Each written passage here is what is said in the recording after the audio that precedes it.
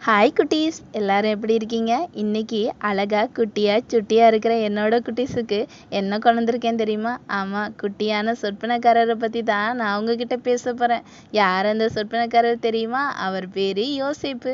யோசேப்போட வாழ்க்கையில் நிறைய உபத்திரவங்கள், பாடுகள் இருந்தது. அது யாருனால தெரியுமா? அவங்க சகோதரர்கள்னால. சகோதரர்கள் யோசேப்பு வேண்டாம் என்று வெறுத்து அவரை குழியில தள்ளுனாங்க.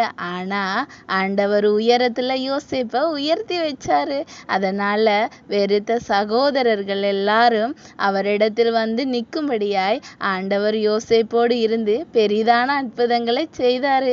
ஆமா, இன்னைக்கு யோசேப்பை போல எல்லாராலையும் வெறுக்கப்பட்டு, தள்ளப்பட்டு, ஒடுக்கப்பட்டு இருக்கேன்னு நீங்க நினைக்கிறீங்களா?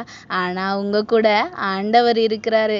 ஆமா, சகோதரர்களால் மட்டுமல்ல, எல்லாராலையும் நீங்க தள்ளப்பட்டாலும் எல்லார் முன்னாடியும் உங்களை உயர்த்தி அவர்களெல்லாம் உங்கள் பட்சத்தில் கொண்டு வர்ற இயேசு கிறிஸ்து உங்களோடு இருந்து நடத்துவாராக குட்டீஸ். ஆமேன். அல்லேலுயா.